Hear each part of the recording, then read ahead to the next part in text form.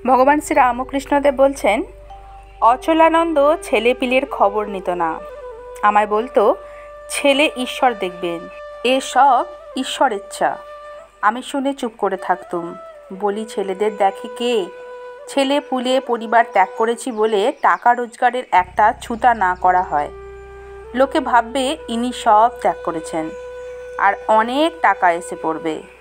মোকদ্দমা জিতব, খুব টাকা হবে, মোকদ্দমা জিতিয়ে দেবো, বিষয় পাইয়ে দেবো, এই জন্যে সাধন?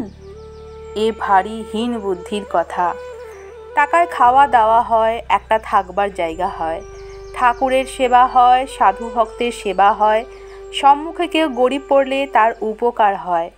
এই সব টাকার সদ্ব্যবহার। ঐশ্বর্য ভোগের জন্য টাকা নয়।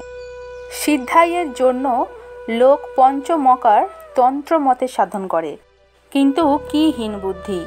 কৃষ্ণ অর্জুনকে বলেছিলেন, ভাই, অষ্টসিদ্ধির মধ্যে একটি সিদ্ধি থাকলে তোমার একটু শক্তি বাড়তে পারে, কিন্তু আমায় পাবে না।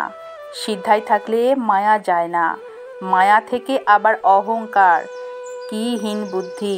ঘৃণার স্থান থেকে 3 টোসা কারণ বাড়ি খেয়ে লাভ কি হলো? না মোকদ্দমায় জেতা। নমস্কার। জয় রামকৃষ্ণ।